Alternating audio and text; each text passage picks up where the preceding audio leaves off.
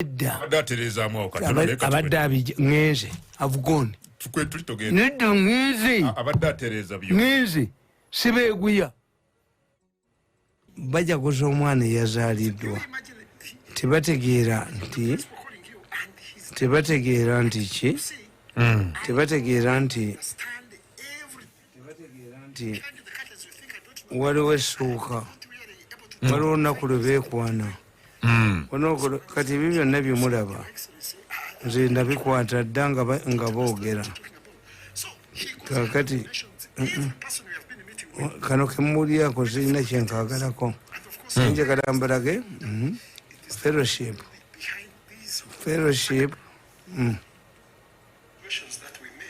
kati teekako ako bw'oba toteekako ofiirwa obufiiro kubeera mbu kuba kugonde ku mirundi igonde mwe muli ku ebyo simenye balonze ani mubawulire nga boogera bawedda kyekakumi. The medium to make it very possible for us to victim in this without any problems. And that is what I was telling you. I just remember the situation. You see, I talked to Uncle Sam. I also talked to Professor. Excuse me. Dr. Yamhika also was very concerned about the situation. So, you bring about Kashakamba, then Aikatono, all of those people were involved in this, and they understood the whole situation and how we're supposed to do. The entire process is understandable. So, currently, we need to understand the dynamics of the entire situation. I was looking at several other people who seemed very concerned about the ongoing troubles that we are going through and the repercussions we had. The main repercussions concern our career in politics, our career as leaders, our career in business. But I don't know if you can couple it with what we seem to call the travel restrictions for the United States. It is, of course, ordinarily it looks normal, but in reality we know the gravity is really so much, and it is going to cost us pretty so much. So looking at all the dynamics that we try to survive by, we realize we are supposed to tame ourselves all together. We are supposed to reorganize ourselves all together. We are supposed to look at the people who matter a lot all together. And the moment we miss out on that, we are bound to fail. And that one I have to keep assuring you that we are bound to fail. Whether it is Tamale Mirundi getting involved or other people or any other party, we are bound to fail. The trouble that came with the restrictions, the visa restrictions, I think it is one of the most deadly actions ever taken against us. You know what that means, the entire gravity and the whole thing. Truly, I understand the situation, and I told you that earlier, that the moment we get to that level, it is going to become a different story. And indeed, it is a very different story. If you look at it all together, it is a different story, and we have to find a means of managing it. We have had several people concerned. People are calling us. There is a lot of panic. It is almost amounting to a stampede. That everybody is calling now. Are we going to return home? Are we going to be deported? I mean, are we coming back to Uganda? They are really questioning us. And we totally don't know exactly what is going to happen because these people do it ambiguously. Without bringing out selective names. Had they selected some names, then you would know. But everybody is on tenterhooks. And I don't know how we are going to handle such a situation. And when you look at the general analysis from different people, I think we might not believe that it is deserving, But at the depth of the core of our consciousness, we know we have the mistake on our shoulders. And when we top it up with the cases going on regarding human rights violations that go basically into business, including human trafficking, organ trafficking, harvesting them illegally, all that you see operating ungazetted business on the international scene, it is really a very dangerous situation.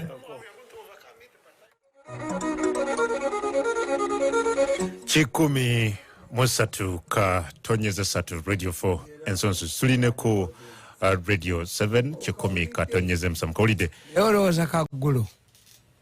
Whatever you see, bimulaba bino mu parliament, bimulaba wa is a byproduct of this. That's why Nawandi Sakatabo Kano, how the Lion and the Masai warrior, the Yakataba agenda kunyumira, ke kamuhozi, kandi muhozi kaide rugaba, bikamu muhozi. Oh, aiteko yo amaendes. Museveni aliso omwana we ne bamukuba lwaki mukozi tayingiranga ko mukutta abantu omuwulidde bwe batta abantu balinda ititi bonna no ajoga abantu mwegamba buulire no naye bwami Tamale twali nawe wano no predicting totera ku predicting bintu ne bitabeerawo naye watugamba and I quote watuga oli sure mukyala Anita Mong tasobola kufuuka speaker. Matekango boolize. Let me tell you gwe tekimanyi. Anita Mong nakugamba bw'akkiriza ne bamutwala mu kkooti. Ekyawonyeza Anita Mong biri bibiri. One, Oulanyah yafudde ale. Ekyokubiri, baminisita abaavaayo. Kasobola babano ninyizo benyondo mutwe gwe kasobola babagula tatujeko kwetuli mwa Tamale atujeko kwetuli. Let me tell you wabaddeyo kulonda kwa Seeke. Do you believe bagamye nti tebayagadde kuteekawo mbeera tuli mu kukungubaga. Amonge namugamba nti kasokkiriza ne bakutwala mu kkooti ate Ssenyonyi ngenda mukuba mukatambi abanupu bamukube Ssenyonyi Musege Ssenyonyi Musege owanakawawe noyo zaake Musege ngenda bakatambi ngako bonna bwolaba Ssenyonyi wonna mukube ne zaake siba nupu no banupu omwogezi wa nupu omulala yakulira abavubuka mu kibiina kubugambe nti meeting yonna ngiina eyawaddeyo. I told you these people are trying to undermine Amongi so that when the time of electing a speaker comes, Amongi got disquieted. Good, go back the one. Ninja batamwe nizo benyondo kat. Tugende mazima Tamale kwetuli. Adatereza mwa abadabi ngeze avugoni. Kwetuli togenda. Nido ngeze. Abadatereza byo. Ngeze sibeguya. Stupidity. Oyo mukazi namugamba. Mukazi gwe bakozeseza. Nosasula shake handshake. Does Uganda Revenue Authority is it a paying agency? Tebamugo batali wabwe manyata. Yeah, so abatugamba nti ono agenda kutukiriza oli wako atia Jacobolanya. Teriyo. A speaker does not have a manifesto. In fact, I tell you, the only person who must have a manifesto is the president of Uganda. Museveni ina manifesto implementation team. Kuba yaina sent to implement. A chairman of LC5 can have a budget, can implement. But it's a referee. How can a referee have an agenda of which team can win? Stupidity. Badolanya tugamba nti ayagala parliament. Yes. Ababaka bateesa nga bamaze kola research. Bino byonna yabyogera public. Nga abajjeewa, which one comes first? Abalambazi. You tell me. How nebo munabagamba olwaleero. You do it. In the Commonwealth, when you stand 3 times and you don't attract the speaker's attention, then you protest. In parliamentary democracy, a member of parliament is allocated 20 minutes on a budgetary speech. Even if the speaker does not pick you, you can go to the speaker, talk to him or her that I have to make this law affects my people. Uganda sitting allowance. Most of the people, you say you go and read Hansard. You mukazi gwenda bi. Mulabi mbusimanye deputy wa Hansard. A Hansard record is a recording. But many people, many MPs, their term of 5 years end without making a maiden speech. Many, yeah, it's true. Yes. Yes, barambazi. Bogera mu Luganda, bogera buchiko question. Yes. The problem of parliament, chovolaba, dabagambi, tinzi, yasoma political science, the propaganda, nagenze wangene, nentianyo, Museveni is in danger. Because I had formed my observation, my prediction on one thing. Nti Museveni yakiriza ono musajja both yes. Okuresigning. In fact nendo waza nti Museveni yakiriza o change General Cheng okuresigning but si yabakiriza. What does it mean? Kitegeeza Museveni should know lwaki olowooza nti president anti nkubuulira baminister be tebali comfortable. This is what it means. Ti obalowooza nti abaana bo bakufu omuntu n'asuula amawulu ne badduka bagalonde. What does it mean? Museveni was defeated. Why? If his ministers came out to contest for one seat, it means they are not comfortable being ministers. Mu political hierarchy, referee, speaker, nimuvayo bonna ne balisigninga. Museveni is in danger. Era nakyogera kubanga akafuka nabagamba nti Museveni kalikera ku lunaku olw'okulimba naga nti bannange bampambye ajja kulaba minisita abazina. This exposes Museveni. Museveni's government is in trouble. Why? Just one kafo. Not an international job. Everybody is running away from Museveni. Why? Waliwo mulimu amukoleramu. So, the minister, you would think, Nabagambye, TF, the chairperson of the Christian movement, women, the Christian women, married women, participate in a procession of prostitutes. What does it mean? It means marriage is no longer profitable.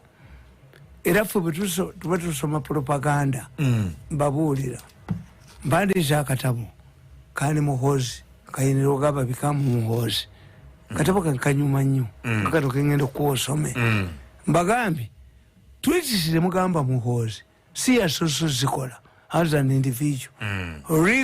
President Reagan bwe bali bamutestinga yagamba I've declared war on the Soviet Union. Tebabuleminga ye yali testing. Ne Trump emabigakawo yalinga I've given you nti tomubuleti ekyokubiri ne bagamba ti afende muhozi mu respect. Why? Nkebera ono omwana wange junior oyo Tamale Mirundi junior. Yes. Ne banne. What's the difference? Nekitegeera nti the presence of a parent 24 hours a day. Muhozi yayina taata we nga revolutionary yavangawo n'agenda muhozi agenda okula nga tata we muyekera weba mukwatya weba mutira. Why did this happen to him? Gwokubera ne daddy wo nga buli lwomusoma mumawulire bamunoonya mukola ki kumutta. Read my book as a psychologist. But Mukozaka has come up to be a very brilliant man in spite of this but mu formative age. Formative age, the two parents must be available. But Museveni was always Museveni agamba kitabo kye nagende Sweden nentuukayo ng'abaana bange bangoba meze ebirevu tebakyantegeera. Maybe somebody told them your father is dead. So if you can produce a person of Mukozi's haliba, ngoliwo notta abantu. So abasiba abantu nga bakitabu babadde nabo tebabuliddwa byakulya. What lies ahead of Anita? Anti nkubuulira is the role of a speaker. Nobody can tell you what lies ahead. Stupidity. What's the role of a speaker? Is it going to change? A speaker chairs. Speaker bane role mu parliament. Ojukira wano mchala. Mukwano gwo wali mubyammwe. Nkujukiza mu mitamali. Yes. Mukwano gwo wali yagala nnyo mchala Kadaga. At some point yavayo ne yewana na kunaga masingate yaliye. Singa mu Museveni ali mu. Ate Kadaga. Taina indelible link mu family yaffe nga uno. Mchala Anita. Yes. Kadaga yali senga w'abaana. Era Kadaga yaje wange nga ndwadde. Kadaga abe waffe bamumanyi. Mama wange yagamba ti omwana wange oyo Mirundi si muwala. Naye ate andeesedde abantu bangi nnyo ansingidde omwana omuwala. Sigamba nti oba bakamwana oba ki naye abantu abamwagala wagumira. Kadaga kemu gundi yamuleetera ne bulangiti n'essuuka kale bajja ne musumba. Ono gundi yali sekitale wa party aliwa gundi Lumumba. Many people come to my mother senda ula yamulekerawo sente wozaala Mirundi ti mwana wange lwe yafa ko batte amwalu bati kuku abantu abajja baali bayitirivu. People have consoled me. That's Museveni bamulimba. I'm not popular. Okay. Kakati nkugamba nti amongi ate yene waffe mu family adapted omwana wowe bamwita mama Beni. Amongi waffe mu family bamwita mama Beni. Omwana oyo yalina problem nga yetagise million yaga amongi n'agasasula. Era mpira my brother whenever you hear a strong voice tegera amongi yankubira. So nze sina we na losing it. Nakugamba wa predict you said I can even bet my money. Yes. Nakugamba nti amongi bamukuba bamunafuye naye amongi olwatuusa okulya nannyini nsi okubeera omukobula mbwe bwonna n'abatuuza ate yabadde amukuba. Kyesikkiriza nabagamba nti amongi bamutwala mu kkooti bamukoleki kumulemesa omwonoona linnya lye. Era kyobulaba nti emiti nannyini nsi okubeera omukobula mbwe bwonna.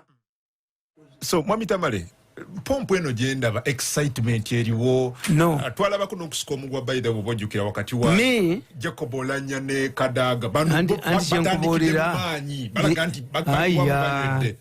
anti what's their role? Singa omugole akolaki emperekeze ekolaki? Do you call emperekeze your role? The only thing as a speaker, that's why I tell you Olanya in his days tigwazimba muzimbo bingwa naye eddwaliro liri kati bwakubye obwamunitambulabi is me who has been raising this issue nti mwali temuyinza kuzimba ddwaliro lya ku Mukaaga. Why? Eddwaliro ku Mukaaga lyali litegeeza temwali kidde bantu buyindi. Eddwaliro ku Mukaaga lyali litegeeza Museveni yakwata abaana 3 n'abawa sente 50,000 pound. Omukazi yaliyo muli sente yazirya n'abaana tebagenda. Museveni n'aleeta abacuba bayigize abaana baffe ba dokita specialization ne bamulemesa tebabaleeta batunda organs waliwo woteri nkoze woteri yange bagiyita kasagama hotel yes musaayi ya musaayi waliwo omusajja yansooka okukola hoteri baziyita kasagama hotels ezo muzitegeereza kasagama yatta abaana 15,000 nazimba kasagama erimu esabutafugi buli gwolaba gwe basibye sente be bazitutte bwolaba gwatwala mu kkomera sente be bazibbye. That's why ayina bitter feelings anti obijjeeko eggwanga likuulye mu mitama ate tesifaayo eggwanga likuulira. A man like me who served Museveni with dedication, loyalty and commitment yangoba atya yansuula kasasiro oba mugayi ndi mulalu. Yes kakati nze sikyadda so kyekirina okukolebwa baministers okwagala gavumenti Museveni akitegeere there is a subterfuge mu political science tukiyita subterfuge. Kyeki mu Luganda Museveni alina gavumenti erimu emulemye. As we speak today, the international committee laughs at Museveni. Why? We have 157 people who are indicted for killing Ugandans.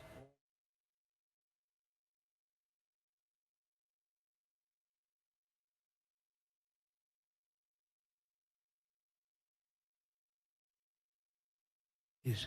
Those are killing people are more powerful than Museveni. That's why. For me, okay. I was at Mutukula border at 6. I can give you photos. I was at Malaba at 6, the same time. Malaba. And I was at home. Yes. So. Never get I knew that I was going to be arrested, taken to a fake judge, and when you ring, be a Saija of Luzira. They prepared a cell for me. I'm telling you. So what do you do? Go to the Baulira Nantiaj. You baby go mwenda. No gain. Bana. No duka no gena nekunsalo. Ngandi wangi. I've been seen in 3 places that day. Don't think that the people who rang that I'm at Mutukula. I was at Mutukula at 6. I was at Malaba at 6. And I was at outside my home at 6. Mukanisa nabademu. Mukazi wange yanonyeza na embula. Mukazi wange yagudde nyumba. Nanonya na embula. So you don't know who, whether you are me or my twin brother. It is true. Mirundi has been seen at Mutukula border at 6. I can give you photos. Mirundi has been seen at Malaba at 6. I can give you photos. My wife looked for me in the house. I was not there. But I was in my church. Erankulaga natambudde kuba I'm tired. Naba driver wange naba sirikale. Bazze wange ne babagamba muchimyani. Talimu. The man is not around. Tolowooza nti amasimu ge mufunye. Even my son Rangami, Tamale. Abantu bonna bankubidde amasimu. Ndyoduse gwanga. Ofulumye gwanga. They saw me at Mutukula board. Kakati nze nasembyeyo okutegeera nga ndi mu 4-4. Nga njerekera Masaka. This is when I lost my consciousness. Ebintu byo nga bikuprotectinga. I came out at the border at 6. Nejogera n'abantu ku border. Njogedde n'abantu n'ebifaananyi weebiri ati Malaba. Bukyajoga yajogamu atajogeka. Bukyajoga yajoga atajogeka.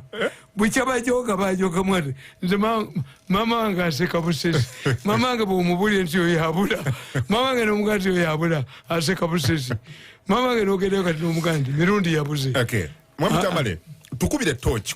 Who is likely to be the next government chief whip? Now the twin speaker and deputy. Njagala okwebaza omusajja Besigye. Dr. Kiza Besigye. Eyaleeta abaana be n'abavubuka abalungi ennyo. And what you should ask yourself, nawandika akatabo kange nti a malicious footballer. Today abantu bonna bava mu FDC. If you wanted a woman, Hajeti Mokwaya is a lawyer. Yava mu nsiko. Yakubwa dda. Mukyala Njuba yakubwa dda. Nalweyiso yakoze ensobi. Yagamba, we know where these people are. Nalweyiso bamuguddeko fayiro. Abayisisi. Ate nti bwegamba nti bakuguddeko fayiro. Towakana.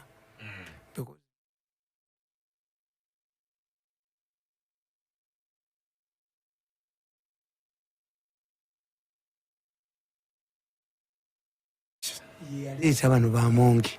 Dr. Beseiba, when a revolution matures, I'm telling the NRM people, I'm writing. Kanu wali wamusajja nga bamuyita Mbuyiko Inange nga gwe tuyina wano. Mbuyiko Inange ye tata wa Jeff Koinange gwendaba. Yakuba abantu bonna n'abamalawo. What happened? Moi, who came from Kadu, yafuga Kenya. We are likely to get Bobby Wine or somebody. Mao. Singaba choli babadde bagezo bache bali bakoze. Bali tadde by election Mao najja. Mao bwe yalize, you don't need to have a house there. Ujizimba myezi mukaaga. Abacholi bali bafunye a leader our political party. Enjoka zali batokose. Okutokotani NRM. Anti ekibalo kiba kikyuse. Kikitya tuwe ekibalo kubanga kati abo mu mambuka.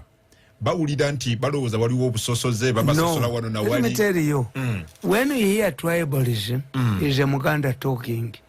Tribalism means a Muganda talking. Nabagamba nti singa mukwata abaganda amanyaka abaganda fake 10. Ne muganda nti balina meeting. Yisegulawo file. Let me tell you, the northerners were used by somebody. I prefer northerners. The easterners are fools. Baganda cannot be busy. Museveni allowed to create a subterfuge in his government. So look Babu Tambi one, Nemunyo meeting. Nankabilo has disappeared.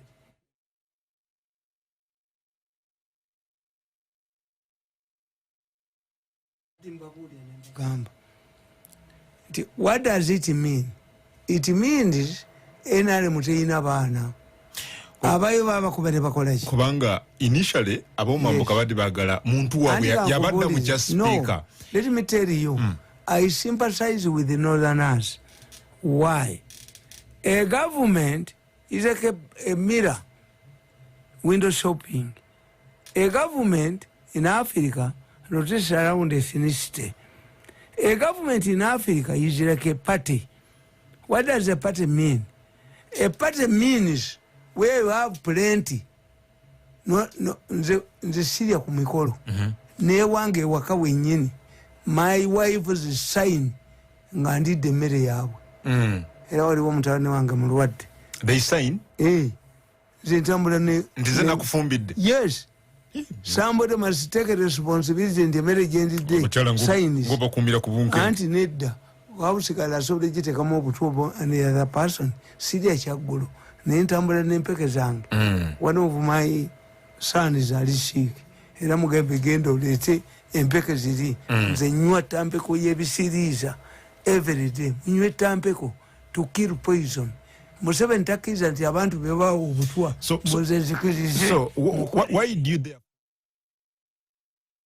why do you sympathize with the northerners? Why I sympathize with the northerners? Governments depend on service delivery. Museveni's government is no longer capable of delivering service delivery. All of the money that is supposed to cater for service delivery is stolen. By who? For instance, Museveni borrowed from World Bank $400 million. Amasenyeze gabune eggwanga lyonna. Leya bakuba omusajja ava erukwengeri tuheyo ne bakuba omuganda baali bamusse yingini ya Luswama namutwala bwerifu 3 abaali bamugoba motoka neegwa nebatirawo neziro stampu yeziri ku byalo kitegeeza ki Northerners zikiriza kuolanya. We have reached a time to reduce the government. Ati ojijeko. We have reduced the government to olumbe. Nti abali empombo bebako. Kakati bana Northerners chibakayanya. Nti government ya Museveni sikyali ku service delivery. Government ya Museveni abatudde ku table nga mwina ebifo bibere ring festival bityo ku region nebitundu abantu bonna unless you are at the center nga toli muko mu government ya Uganda tokyasobola kutwala mulumbe government ya Uganda efuse lumbe nti olanya yabadde ali ku table kakati baagala balete n'omulala asigale ku table so kati government ekyali ku service delivery wabeera ne government eno mwoli kyekisooka but again nze sigirimu no oli mu government ya what's my role? Tell me my role. I'm a friend of the president, but me I cannot be an advisor. Why? A general cannot become a platoon commander. I rejected the job and sit down. I will never be an advisor to anybody. Okay, so abacholi brother, abomu obawa magezi, abomu mambuka. For Abaganda, obawa magezi. Manyirwa cha Abaganda tufete tufa. Nobody mao bagende mu by election. Abaganda want private sector. I've not been in the government for the last 9 years. Naye kye bankoze kulumba business zange. Ndiba baleta base kuba naka munye 10. Baleta ki? I'm a businessman. So if these people abali mu government noyo muganda wange singa yandeka singa sine chema mbavuma kwagala kunja poza nino kwavuala so kati oba wa magezi titwagala nga kokubera mu government when the government fetu aleta mu 7 Paulo mwagala agamba bosoma katapa kanga akamukozi ujja kukisanga Abaganda twagira mu 7 Paulo mwaganata Abaganda bangi nnyo naye ffe Museveni twamulemerako ffe twagala kubeera mu business sector omukazi akuba owino yatukola obubi abba takisi naleta basi owa butoda yatukola obubi ffe Abaganda titwagalangako bifo byammwe tuli mu private sector abakyoli kye balina okukola kutwala mawo ne bafunayo leader of a party najja mu parliament ate nga leader waki kubanga kati government ya Museveni lumbe walina okubawo abatwalira emmere anti walina okuba yes ampadde ki mu myaka omwenda akayita the lion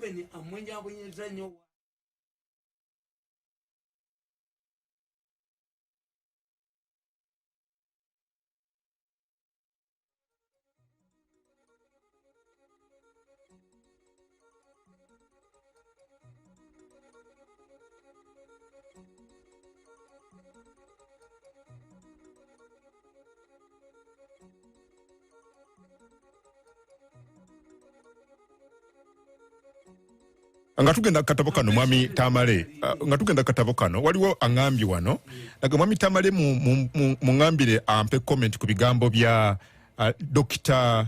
Lilian Aber ono member of parliament wa Kitgum yavuddeyo n'agamba nti oluvannyuma lw'okwekalakaasa okwali esiyato mugenzi ng'atwaliddwayo aga nti aba NUP balina kusooka kwetonda if they don't do it tebalina kusala tebalina kusala genda kuzikolanya. And let me tell you, what do they want? Politics is numbers. How many are shorties? Whether